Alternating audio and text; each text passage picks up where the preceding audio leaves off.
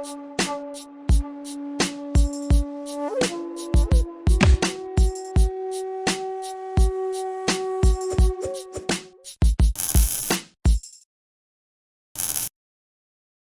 हूं बाबर अली पल्ली और आप देख रहे हैं द ट्रांसपेरेंट का पॉडकास्ट का सिलसिला, जिसको द ट्रांसपेरेंट कन्वर्सेशन कहते हैं। और आज हमारे साथ मौजूद है the one and only professor Ishtiaq Ahmed sahab. Professor Ishtiaq Ahmed साहब कई बुक्स के मुसन्निफ हैं, जिसमें Jinnah his success failure and role in history बहुत ज़्यादा प्रोमिनेंट बुक है। इसके अलावा पाकिस्तान द गैरिजन स्टेट, वो भी I think it is known to everyone. इसके अलावा Punjab bloodied partition and cleansed, इन किताबों के मुसन्निफ और इसके अलावा भी कई बुक्स लिख चुके हैं। सो प्रोफेसर साहब, आपका बहुत बहुत शुक्रिया हमें वक्त देने का।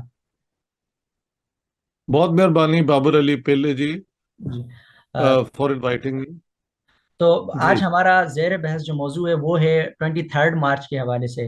सो सर, मैं अपनी जी। गुफ्तगू शुरू करता हूँ। मेरा पहला सवाल है आपसे कि हम देखते हैं कि पाकिस्तान के अंदर अक्सर खुसूसन हिस्ट्री, लेकिन हिस्ट्री में भी खुसूसन स्पेसिफिक हम देखते हैं डेट्स, उनसे पता नहीं क्या तारीख दुश्मनी रही है, पता नहीं क्या है। हम देखते हैं 14 अगस्त की डेट पर भी बड़े तनाज़ात हैं, बड़े मुगालते हैं। इसके अलावा 23 मार्च की डेट पर भी बड़े मुगालते हैं। इसके इसके लिए के अजीजी अपनी book the murder of history, उसमें भी वो लिखते हैं कि असल में ये 23 मार्च थी नहीं जब ये रेजोल्यूशन पास हुई। तो असल में ये डेट क्या थी, सबसे पहले मेरे ख्याल से ये तय करना जरूरी है। देखिए, 23 मार्च को ये रेजोल्यूशन मूव हुआ था और 24 मार्च को ये पास हुआ था। 2 दिन इस पे, तो इसलिए ये कोई इतनी बड़ी मिस्ट्री नहीं है। जो लोग कहते हैं 23 मार्च को हुआ, वो एक्चुअली इंट्रोडक्शन तो उसी की है ना, उसी दिन हुआ है।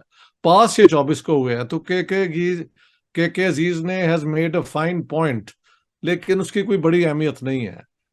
दोनों डेट्स आप कह सकते हैं, क्योंकि जिस दिन मूव हुआ था और पास होने की दोनों डेट्स कौन सी आप एक्सेप्ट करना चाहते हैं, ये कोई बड़ा सवाल नहीं है। लेकिन 23 मार्च को ये मूव हुआ था लाहौर के अंदर, और शेर बंगाल काजी फजलुल हक ने ये मूव किया था।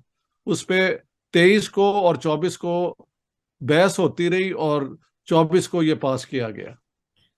अच्छा सर, इसमें हम एक और देखते हैं। तो मेरे साथ अभी मेरे सामने एक बुक पड़ी है। ये बुक है अब्दुल वली खान की, वली खान बाचा खान के हसन, उनकी बुक है हकायक हकायक है।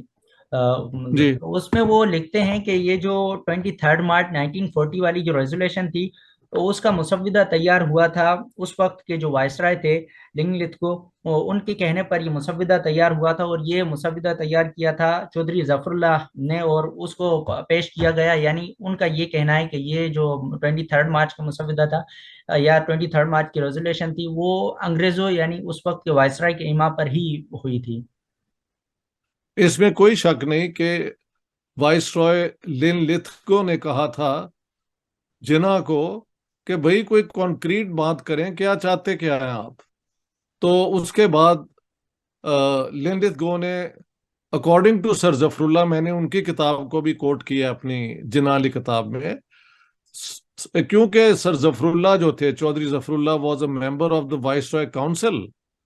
तो उन्होंने कहा कहा कि आप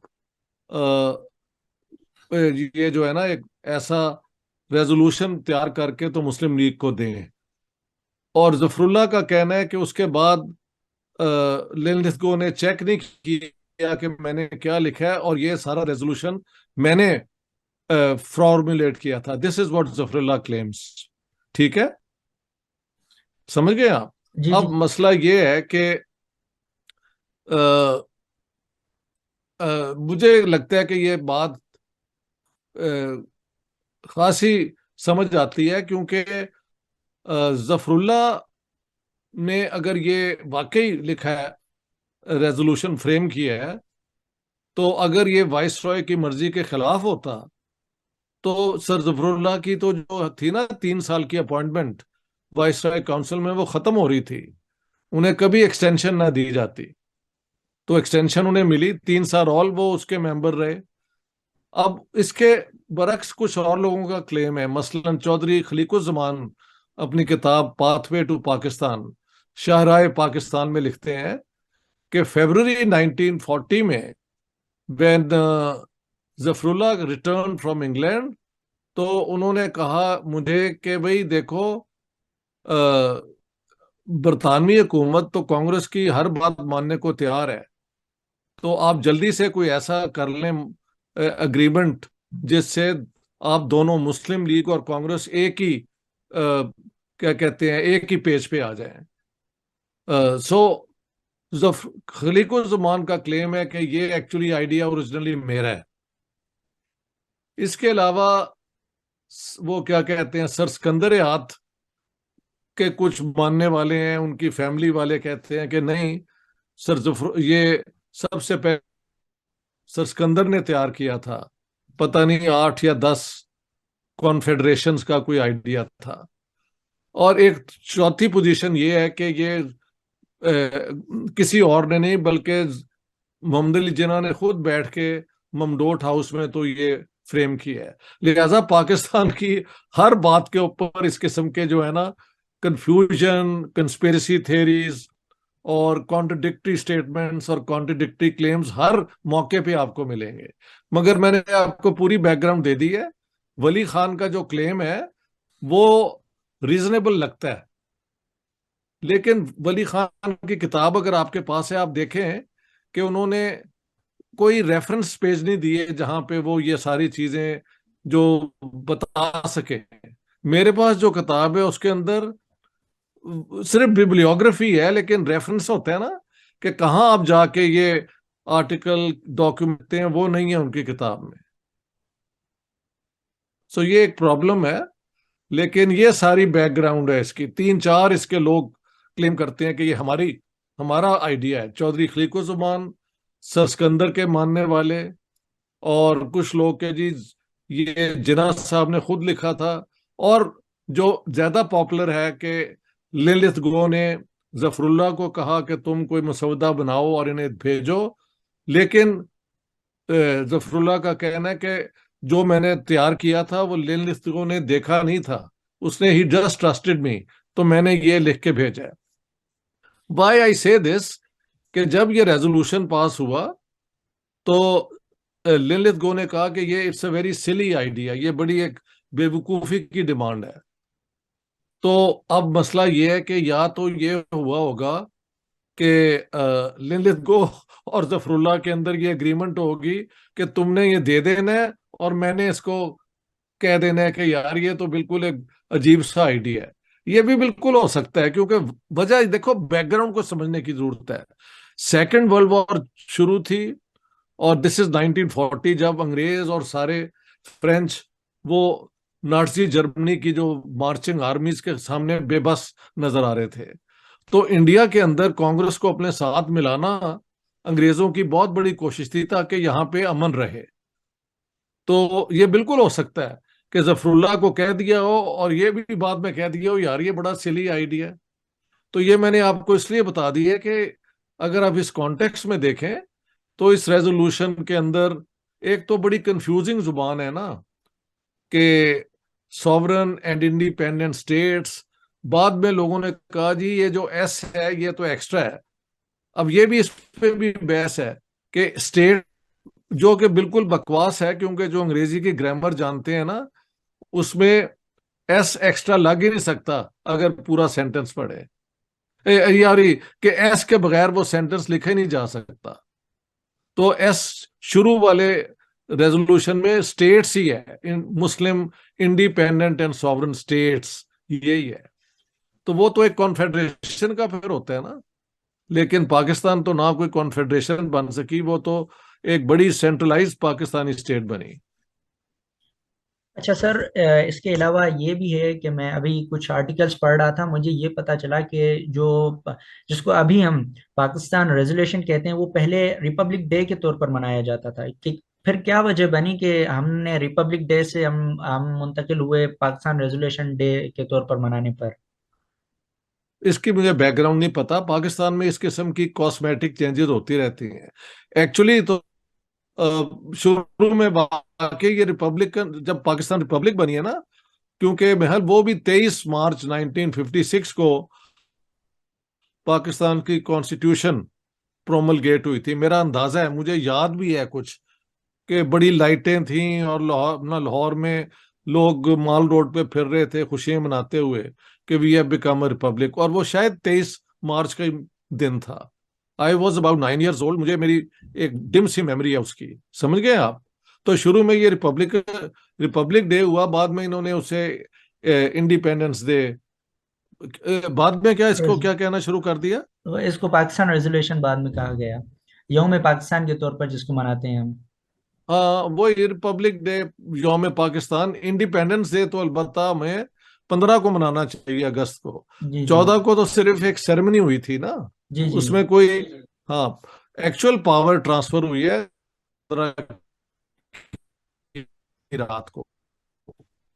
अच्छा सर, मेरा यही सवाल जिसको बाद में आपने ऐड कर और लिया। 2 साल पहले, 2 साल पाकिस्तान। सर मेरा यही क्वेश्चन था, वो जो आपने 14 और 15 अगस्त की जो बात की थी उस पर, कि क्या वजह है कि हमारे पास तारीखों में इतने तनाज़ात हैं। 23 मार्च की भी को भी हमने डिस्कस किया, फिर इवन इंडिपेंडेंस डे की तारीख पर भी तनाज़ा है। तो ये क्यों पाकिस्तान के केस में स्पेसिफिकली ये क्यों है ऐसा? ये ये हमारी मुझे नहीं अप्रोच पता ऐसी यार। क्यों है?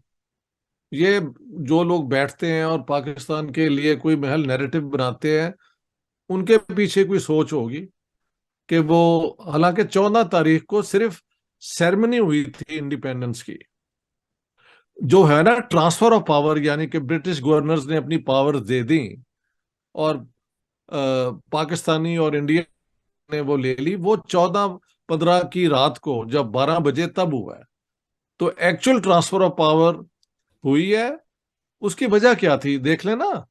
जो थे अपना Lord Mountbatten, he was representing the British crown, ठीक है। तो पहले जरा उसकी बैकग्राउंड सुन लो।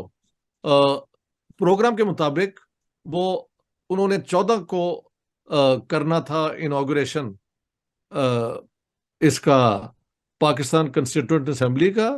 उसके बाद लंच होना था, और लंच के बाद लेडी और लॉर्ड माउंटबेटन ने इंडिया फ्लाई कर देना था, क्योंकि 14-15 की रात को फिर इंडिया की इंडिपेंडेंस में भी उन्होंने हिस्सा लेना था।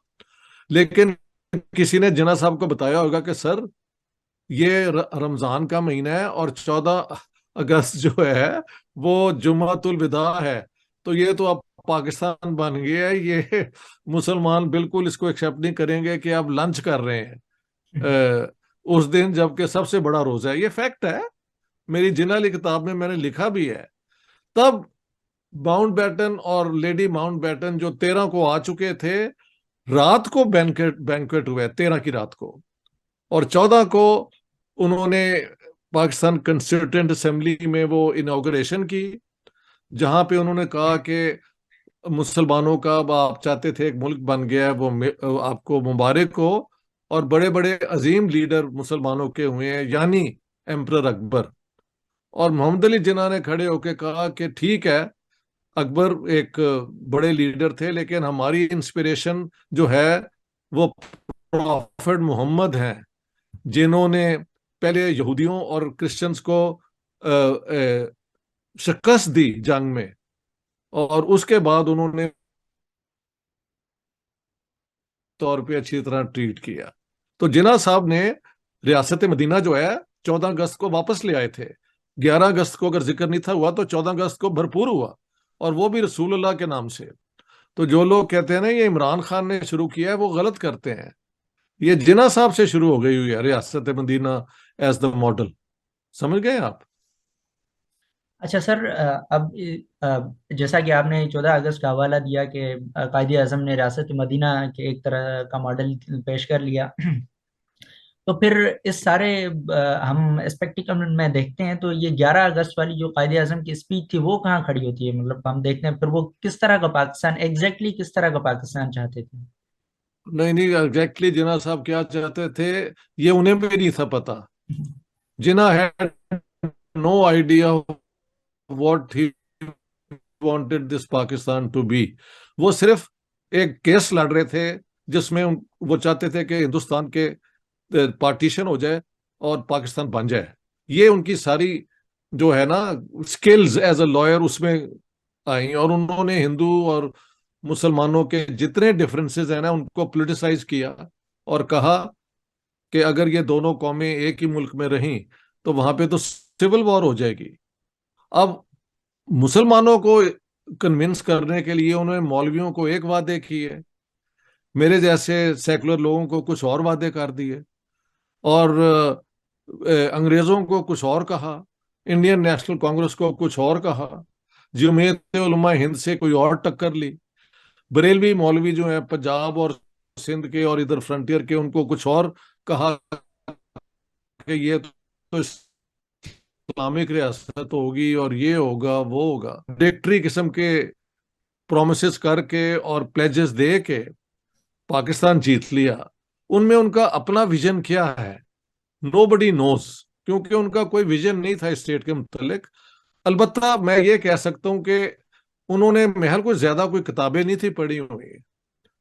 जिन्ना साहब बुक रीडिंग के, लिटरेचर के, हिस्ट्री के कोई तालिब इल्म नहीं थे। वो सिर्फ लॉ की किताबों में इंटरेस्ट रखते थे और अखबारों में वो इंटरेस्ट रखते थे, but he was not known to read much. तो ये भी कहना कि रसूल अल्लाह ने पहले शिकस्त दी और फिर इनको अच्छा ट्रीट किया, ये भी हिस्टोरिकली गलत है, क्योंकि मसाक मदीना तो हुआ था जंग से पहले, जो यहूदियों के साथ बाद में हुई है। लिहाजा he didn't know the facts of history very well.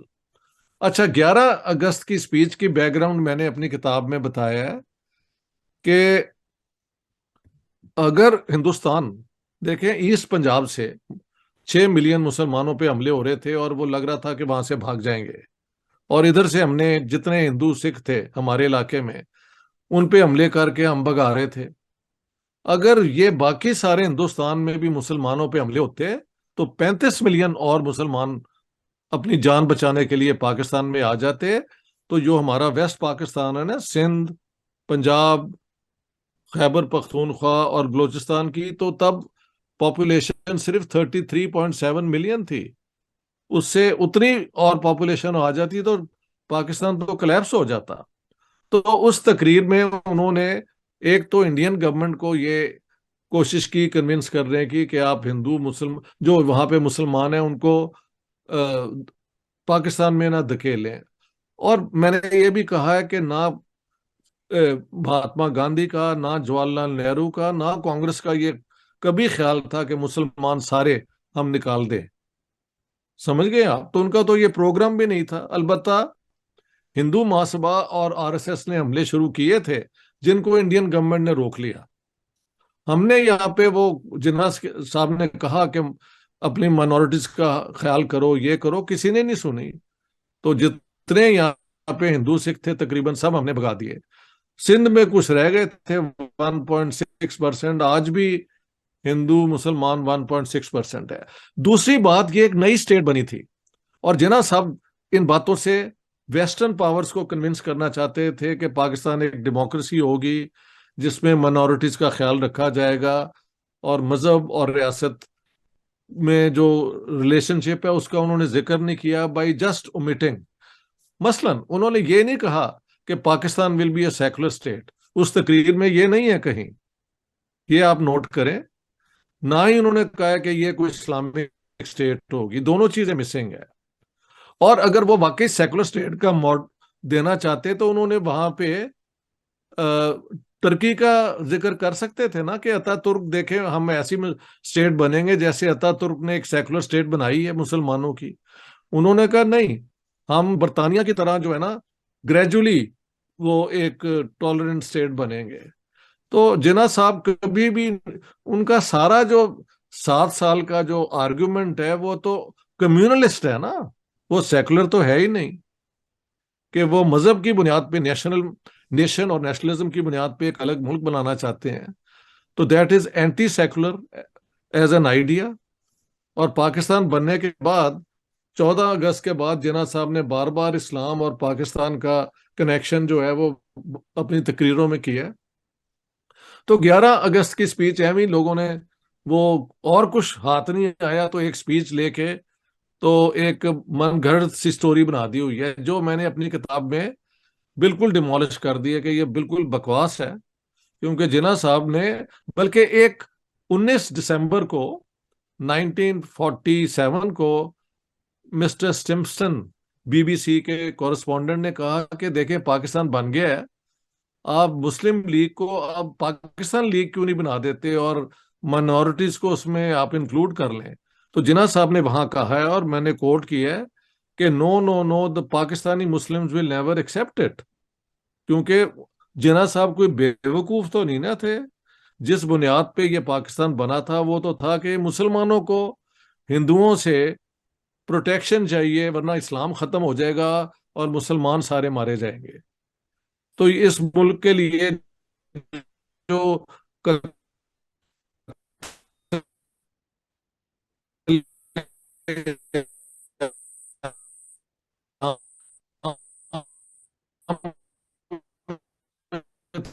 हुआ लाख पाकिस्तान के, उन्हें उनका why don't you make it instead of Muslim League Pakistan league and let non Muslims Pakistanis enter it. तो उन्होंने कहा no no no no, Pakistani Muslim will never accept it. हाँ, long in the long term जब हालात ठीक हो जाए तो हम शायद कर सके। वो जिन्ना साहब was very good at giving diplomatic answers, लेकिन वहां पे उन्होंने रिजेक्ट कर दिया कि मुस्लिम लीग को पाकिस्तान लीग बना दिया जाए। तो ये 19 दिसंबर 1947 का है यार। अगर आपके पास मेरी जिन्ना वाली किताब है तो सब चीजें वहां पे आप जाके चेक कर सकते हैं। सर, तो आपने बहुत ही तफसील से जिनाह की पर्सनैलिटी को भी डिस्कस किया। तो यहाँ पर एक और सवाल खड़ा होता है टू नेशन थ्योरी के हवाले से, क्योंकि अब गो के बहुत ही बड़ी माइग्रेशन हुई थी पार्टीशन के वक्त, लेकिन उसके बाद भी इंडिया में एक बहुत बड़ी तादाद मुस्लिम्स की रह रही थी और अभी भी रह रहे हैं, और पाकिस्तान में भी एक कसीर तादाद नॉन मुस्लिम्स की भी रह रही है। तो फिर ट्रू नेशन थ्योरी कहाँ लाया करती है, क्योंकि वहां पर भी बड़ी, बल्कि पाकिस्तान से भी बड़ी तादाद में मुस्लिम्स वहां रह गए थे। तो ट्रू नेशन थ्योरी कहाँ लाया करती है इसमें?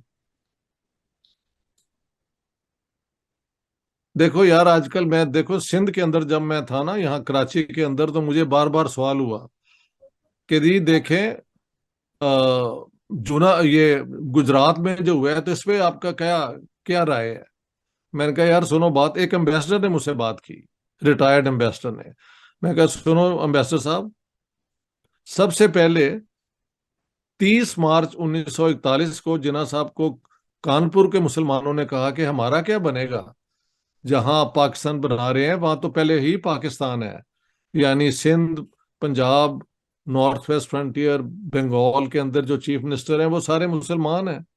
तो हम यहाँ माइनॉरिटी में क्या रहेंगे। तो मैंने कोट किया जिन्ना साहब को कि मैं 2 करोड़ मुसलमानों को, जो ये माइनॉरिटी हिंदू मेजॉरिटी प्रोविंसेस में है, उनको मैं शहादत उनकी करा दूंगा और उनको तबाह कर दूंगा, ताकि 7 करोड़ जो हैं वो आजाद हो जाएं हिंदू राज से। एक तो ये बात है। फिर मैंने कहा कि अपना अम्बेसडर साहब, आपको अगर कहते हैं आप गुजरात में ये हो रहा है और नरेंद्र मोदी की हुकूमत मुसलमानों को टारगेट कर रही है, तो सच तो ये है कि ये मुल्क मुसलमानों को और इस्लाम को बचाने के लिए बनाया गया था ना। तो अब दरवाजा खोल दें, फिर आने दें सारे वो इंडियन मुस्लिम्स जो वहां पे परसिक्यूटेड है। तो चुप हो गए वो, क्योंकि सिर्फ आर्गुमेंट के तौर पे ये इस्तेमाल करते हैं। अमलन अगर वाकई इनको दुख हो हिंदुस्तान के मुसलमानों का, तो फिर खोल दो ना दरवाजे। सिर्फ सिंध ना भेजो, पंजाब में भी भेजो उन्हें। तो कौन दरवाजे खोलेगा। पहले ही एमक्यूएम का वो हमने देख लिया, मुहाजरों के आने से वो जो तजाद पैदा हुए और जो झगड़े हुए। Who wants all Indian Muslims to come to Pakistan? Nobody. तो सिर्फ एक कंप्लेंट करने के तौर पे इनका आर्गुमेंट है। देखो, टू नेशन थ्योरी ने एक्चुअली मुसलमानों को डिवाइड किया है। सारे सिख भी एक इलाके में आ गए हैं, हिंदू हमारी तरफ थोड़े से रह गए, कुछ ईस्ट पाकिस्तान में रह गए थे। तो हमारी तरफ से तो तकरीबन वो ही है ना जो 47 दिसंबर में थे, 1.6%। उन पे भी अब हमले होते रहते हैं। उनकी लड़कियां उठा के ले जाते हैं, उनके कन्वर्ट करके निकाह सिंध के अंदर कर देते हैं। वहां तो बहुत बदमाशी होती है ये हिंदुओं के साथ। हाँ जी। और ईस्ट पाकिस्तान जो अब बांग्लादेश है, वहां पे 1947 में 23% हिंदू पॉपुलेशन थी। वो अब जाके 8-9% रह गई है। वहां से भी लोगों को कई दफा उन पे हमले हुए, और फिर 71 वॉर में तो खास तौर पे टारगेट किया गया हिंदुओं को। तो अब वहां पे अबाउट 8 to 10% हिंदू रह गए हैं। हमने कभी माइनॉरिटीज को अच्छा ट्रीट नहीं किया, सिंपल एज दैट। क्या 1940 की जो रेजोल्यूशन थी वाकई उसने पाकिस्तान की फॉर्मेशन में कोई किरदार अदा किया है? मसलन अगर 1940 की रेजोल्यूशन ना पास होती तो क्या फिर भी पाकिस्तान बनता?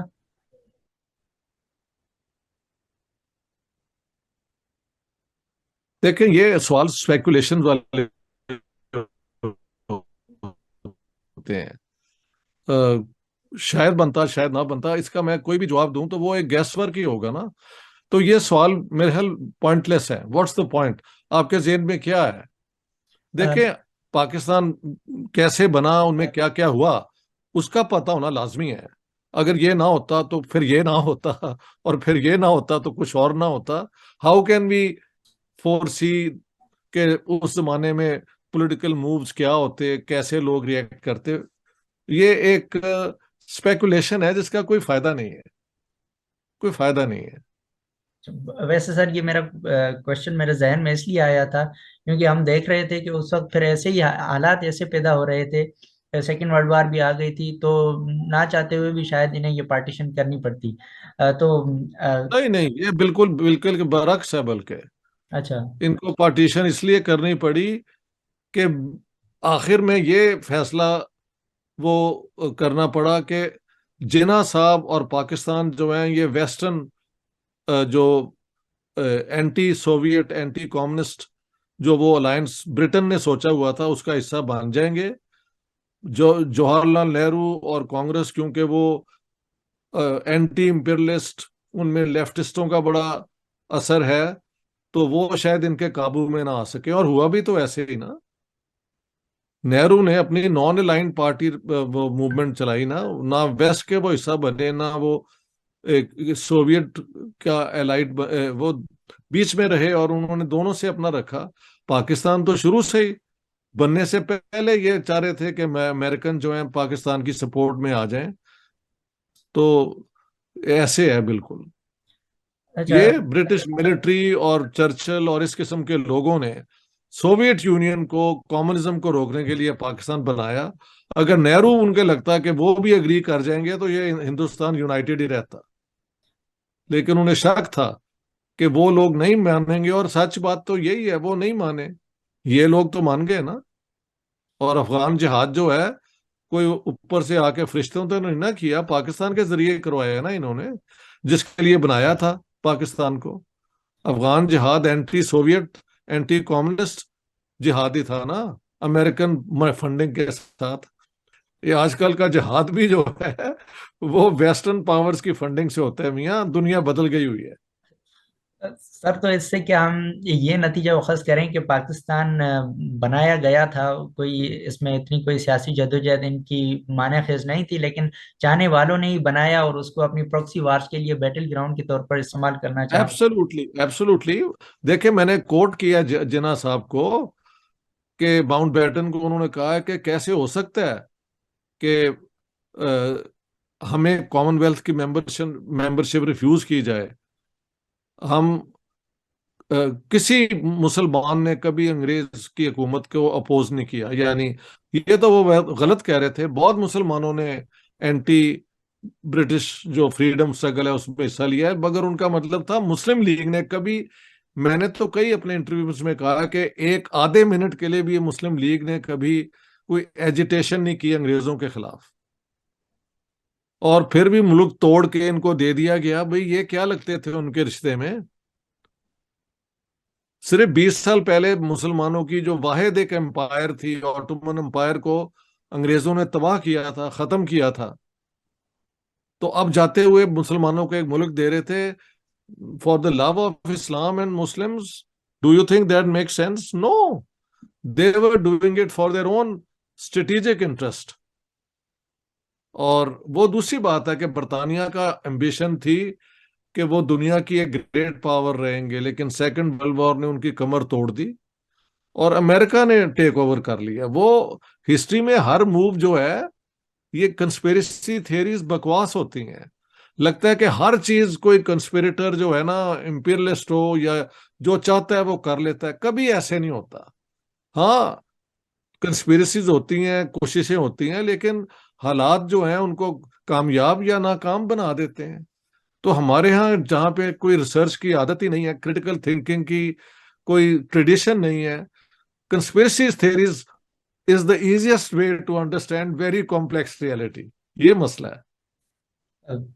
अच्छा सर, फॉर सपोज हम एक सिचुएशन अज्यूम करते हैं कि पाकिस्तान नहीं बना, पार्टीशन नहीं हुई हिंदुस्तान की, अभी हिंदुस्तान ही है, तो क्या उसके अंदर हिंदू और मुस्लिम्स का इतने बड़े तादाद में इकट्ठे रहना पॉसिबल था? क्या ये सारा स्मूथली चलता रहता?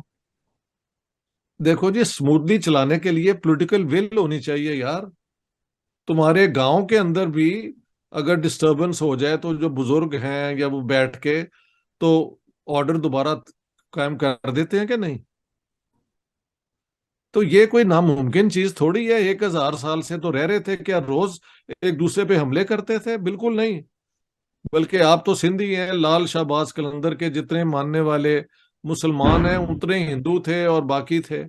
अभी भी आपकी तो सूफी ट्रेडिशंस, और पंजाब की सूफी ट्रेडिशंस में भी ये बहुत आम था कि लोग मिलजुल के, और ब्राह्मणों से जो आके लोग अपनी, और वो हकीम भी हुआ करते थे वैद, उनसे दुआएं लेते थे, हिंदू मुसलमान हकीमों के पास आते थे। ये सोसाइटी मिलजुल के ही थी। ठीक है, मजहब का एक रोल जरूर था, कास्ट सिस्टम का एक प्रॉब्लम था, उधर मुसलमानों का कुछ जिहादी सोच भी उस जमाने में थी, लेकिन most people knew how to live together. समझ गए आप? कोई, मैं उसे आइडियल जमाना नहीं कह रहा, मैं ये कह रहा हूं कि अमन तो कायम था ना। और अगर ये सारे इकट्ठे रहते तो उसके मुताबिक उनको पावर कैसे मूव करनी है, कैसे चलाना है मिलके, तो वो रास्ता ढूंढ ही लेते। Why not? आफ्टर ऑल 700 साल जब मुसलमान रूल करते रहे हैं, तो फिर पाकिस्तान क्यों नहीं बनाया? फर्क तो यही है ना कि अब पावर जो है डेमोक्रेटिकली अक्वायर करनी थी, तब पहले जोर के जरिए थी। In a democratic system political parties की एक्टिविटीज ये वो के जरिए आप ही पावर अक्वायर कर सकते हैं ना। तो चलो, हिंदुओं को एक एडवांटेज था, लेकिन इतना बड़ा एडवांटेज नहीं था कि वो मुसलमानों को बिल्कुल साइडलाइन कर दें। वो तो अभी भी आज तक इतने हालात खराब होने के बावजूद वहां के मुसलमान जो वोटर हैं उनकी बड़ी इंपॉर्टेंस है इंडियन इलेक्शन के लिए। तो अगर आप अंदाजा लगाएं ना, सब मिलके होते। अलबत्ता एक और चीज हो सकती है कि अगर ऐसे हिंदुस्तान में इस्लामिक टेंडेंसी आ जाती तो उन बेचारों की डेमोक्रेसी का भी ये सत्यानाश कर देते। तो शायद उनके पार्टीशन से उनकी जान बच गई है, मैं ये समझता हूँ। अब उन्होंने अपनी जमहूरियत जो है जिस तरीके भी की है, इलेक्शन करवाते हैं। आप देखें पाकिस्तान में 75 साल में ना ये कॉन्स्टिट्यूशन की जो है सुप्रेमेसी बना सके हैं, ना ये सिविलियन हुकूमत की बना सके हैं। तो एक दूसरे से हरकत लड़ते रहते हैं। तो अगर पार्टीशन के हक में कुछ बोलना हो तो मैं ये कहूंगा कि इससे जो है इंडिया का सिस्टम जो है बच गया है। उन्होंने तो अपना कामयाबी से चला लिया है ना। लेकिन ये मैं वैसे ही आपको एक आर्गुमेंट दे रहा हूँ। अच्छा सर, पाकिस्तान के पार्टीशन के बाद हम देखते हैं कि एक बड़े अरसे तक कोई वाजे कॉन्स्टिट्यूशन नहीं आ सका। पाकिस्तान की पार्टीशन के बाद 49 में ऑब्जेक्टिव रेजोल्यूशन आया, उसके बाद 56 में आया, फिर एबॉलिश हो गया, और एट द एंड 73 में आया जो अभी तक हमारे पास चल रहा है। और 73 में हालांकि किसी भी मुल्क को चलाने के लिए कॉन्स्टिट्यूशन ही वाजे एक और डॉक्यूमेंट होता है, लेकिन उसके बाद भी आज तक हम देखते हैं कंफ्यूजन ही कंफ्यूजन है। अमली तौर पर हम नहीं समझते कि पता नहीं कौन सा निजाम है, ये वाजे नहीं हो सका अमली तौर पर। तो इस सारी कंफ्यूजन की, इस सारी क्योस की वजह क्या है पाकिस्तान के अंदर? वो वजह ये है कि जिन्ना साहब ने हिंदुस्तान की तकसीम में अपनी सारी कोशिशें लगा दी। पाकिस्तान कैसा होगा उन्होंने, मैंने बताया ना, कॉन्ट्रडिक्टरी प्रोमिसेस दी हुई थी। पीर साहब मानकी शरीफ जो नॉर्थ वेस्ट फ्रंटियर के थे, उन्हें कहा कि जी कैसे कोई कानून बन सकता है शरिया के खिलाफ? पंजाब के मौलवियों को कहा कि जो मर्जी तुम कहो इलेक्शन जीतने के लिए, तो उन्होंने वहां पे अजीब अजीब फतवे भी दे दिए कि जो मुसलमान जो है मुस्लिम लीग को वोट नहीं देगा, उसका निकाह जो है वो टूट जाएगा, और अगर वो मर जाए तो उसका हम जनाजा नहीं पढ़ाएंगे, इस किस्म की हरकतें करके। और पाकिस्तान का नारा क्या, ला इलाहा इल्लल्लाह, ये बातें करके इन्होंने इलेक्शन जीता है। सिंध के अंदर भी इन्होंने वो मुजद्दिदी और पता नहीं कौन से सरहिंदी पीरों की मदद से वहां पे भी इस्लाम का कार्ड प्ले किया है। मेरी किताब में है थोड़ा सा एविडेंस सिंध के ऊपर। तो इन्होंने इस्लाम की बुनियाद पे इस मुल्क को कहा, और कहा कि जी मनी लैंडर से आज़ादी हो जाएगी, ये हो जाएगी। तो वो एक आप कह सकते हैं एक क्लास बेस्ड आर्गुमेंट भी को कम्युनिस्टों ने दी। और जब पाकिस्तान बन गया तो सबसे बड़ी जो है सप्रेशन कम्युनिस्टों के ऊपर हुई। कम्युनिस्टों ने भी टू नेशन थ्योरी की सपोर्ट कर दी, जो एक बहुत बड़ी हमाकत थी मेरे ख्याल से। और बाद में इस पूरे इलाके में कम्युनिज्म का जो होल्ड है ना, वो ही कमजोर हो गया। पाकिस्तान तो बनी एंटी कम्युनिस्ट स्टेट ना शुरू से। तो जिन कम्युनिस्टों ने पाकिस्तान को सपोर्ट किया उनको सजाएं मिलती रही सारी उम्र। सर तो अभी इसमें आप। माफ करना, आपके आपके जो साईं जीएम सैयद का भी यही रोल है। 1943 का जो उनका रेजोल्यूशन है, वो बिल्कुल वही है जो अपना जिन्ना साहब की स्पीच है 22 मार्च 1940 की, कि हिंदू और मुस्लिम कभी इकट्ठे नहीं रह सकते। तो जो जिन्ना साहब ने कहा वही जीएम सैयद ने कहा। अब सिंधी जो है वो इस चीज को छुपाते फिरते हैं और इधर उधर की बातें करते हैं, लेकिन बिल्कुल हकीकत यही है। बिल्कुल। सर अभी आपने हाल ही में पाकिस्तान का दौरा किया था, मेरे ख्याल से कल या परसों आप वापसी पहुंचे हैं। तो आपने सिंध में, कराची और हैदराबाद में भी नशस्तें की, और इसके अलावा आप इस्लामाबाद में भी आपने बैठकें की, और लाहौर में भी। तो आपने काफ़ी इंटरेक्शन मेरे ख्याल से की पाकिस्तान की जो नौजवान नस्ल है। तो आप पाकिस्तान की नौजवान नस्ल में क्यों, अभी हम ये भी देख रहे हैं कि एक पार्टी, एक कल्ट लीडरशिप की तरफ भी बहुत ज्यादा पाकिस्तान की जो नौजवान हैं वो मायल हो गए हैं। तो आप किस तरह देख रहे हैं मुस्तकबिल पाकिस्तान के नौजवानों को देखकर इस मुल्क का? देखिए, कल्ट किस्म की लीडरशिप हमेशा नुकसानदेह होती है। लीडर को मानना चाहिए उसके असूलों पे, उसकी सोच पे, उसके प्रोग्राम पे। लेकिन अगर वो उसमें नहीं फिट होते तो फिर आपको सपोर्ट नहीं करना चाहिए। लेकिन पाकिस्तान में कल्ट पॉलिटिक्स या तो डायनेस्टिक पॉलिटिक्स है कि पीपल्स पार्टी की सारी लीडरशिप एक खानदान में रहेगी, नवाज शरीफ की सारी लीडरशिप जो है उनके खानदान में रहेगी, या फिर ये पीटीआई का कल्ट है। तो एक प्रॉपर पॉलिटिकल पार्टी का कल्चर यहाँ पे कायम नहीं हो सका। ये एक ट्रेजेडी है पाकिस्तान के लिए। यही मैं कहूंगा कि कल्ट पॉलिटिक्स की बजाय आप कोई रैशनल किस्म की पॉलिटिक्स की तरफ आए, जिसमें इश्यूज के ऊपर बात हो। अगर हर बात पे अबाउट टर्न हो जाए तो ये तो कोई बात ना ना हुई। अबाउट टर्न इज व्हाट, मुझे तो समझ नहीं आती अबाउट टर्न कैसे होना चाहिए जब आप एक स्टैंड स्टैंड ले लेते हैं। लेकिन पाकिस्तान में लोग इसको एक्सेप्ट भी कर लेते हैं। वो इमरान खान ने जो किया है वो मानना पड़ेगा कि उसने सबसे पहले, हालांकि ये एस्टेब्लिशमेंट ही उसे लेके आई थी, लेकिन बाद में जब एस्टेब्लिशमेंट ने उन्हें रिमूव किया तो जितनी दलेरी से और ओपनली उन्होंने फिर एस्टेब्लिशमेंट को एक्सपोज किया, वो और कोई लीडर नहीं कर सका। तो ये उनकी जो एक क्वालिटी है ना स्टैंड लेने की, इसकी कदर होनी चाहिए। ये उनका बहुत बड़ा रोल है।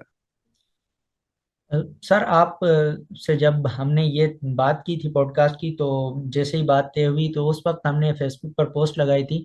और तो हमें पर्सनली व्हाट्सएप पर भी कुछ सवाल आए आपसे पूछने के लिए। काफ़ी क्वेश्चन से मैंने कुछ उसमें से क्वेश्चंस पिक किए। एक क्वेश्चन आपसे करता हूँ। मुझे किसी ने भेजा था व्हाट्सएप पर, तो उसमें उन्होंने लिखा था कि डॉक्टर साहब से ये ज़रूर मालूम कीजिएगा कि पाकिस्तान में इस वक्त बहुत सारे मसाइल हैं। तो पाकिस्तान के खुसूसन सोशल जो मसाइल हैं इनका हल क्या है? क्या पाकिस्तान ऐसे ही रहेगा, उन्हें ऐसे ही मुल्क में रहना पड़ेगा, या आगे कोई वे आउट भी निकलेगा इन सारे मसाइल का? देखिए, हम हैं सोशल साइंटिस्ट।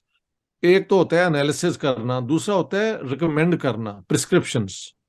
तो मैंने जो प्रिस्क्राइब किया है वो ये है कि आप विद इन पाकिस्तान एक्सट्रीमिज्म को खत्म करें, एजुकेशन को रैशनल साइंटिफिक बुनियादों पे लेके आए। अगर आपने दुनिया में कंपटीशन करनी है, साइंटिस्ट पैदा करें, सोशल साइंटिस्ट पैदा करें, ग्रेट स्कॉलर्स पैदा करें जो लिटरेचर और आर्ट में लिखें।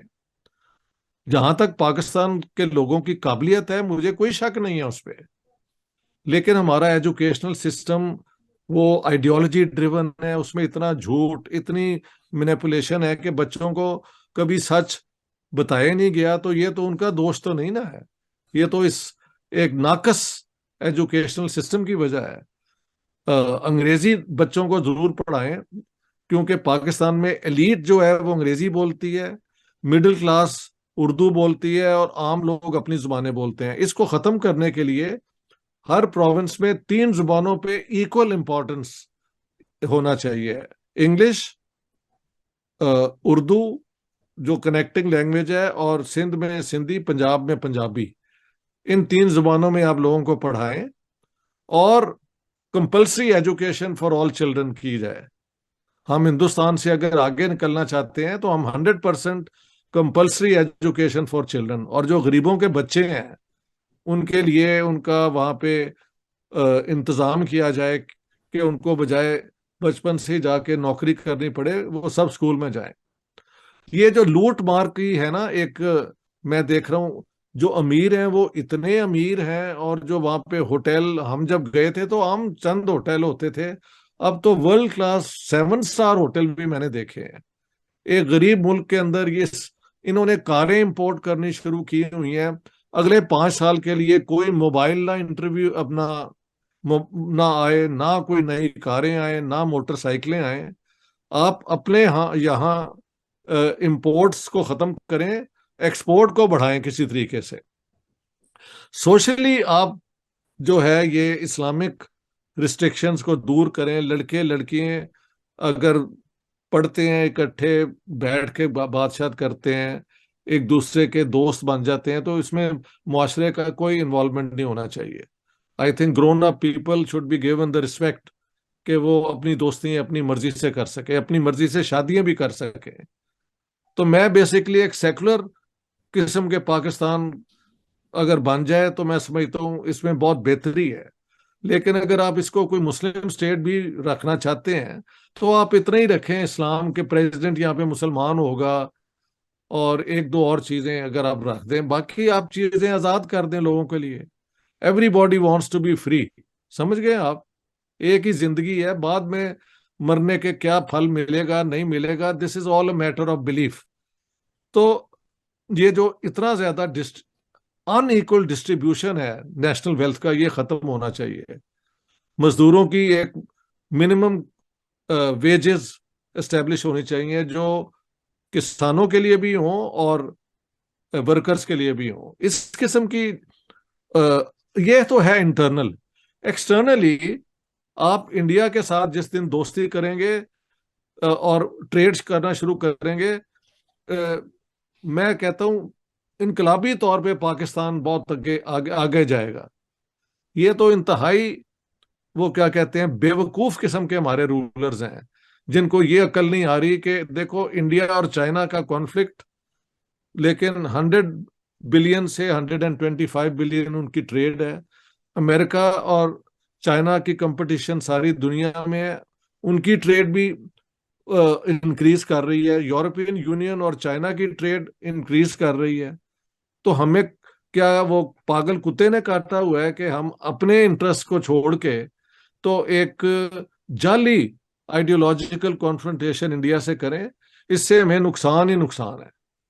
तो ये 2-3 चीजें हैं जो मेरा, आप कह सकते हैं कि as somebody who wants to prescribe कि इस बीमारी का हल क्या है, वो मैंने आपको दवाइयां बता दी हैं। प्रोफेसर इश्तियाक अहमद साहब, आपका बहुत बहुत शुक्रिया हमारे लिए वक्त निकालने पर। Thank you sir. बड़ी मेहरबानी।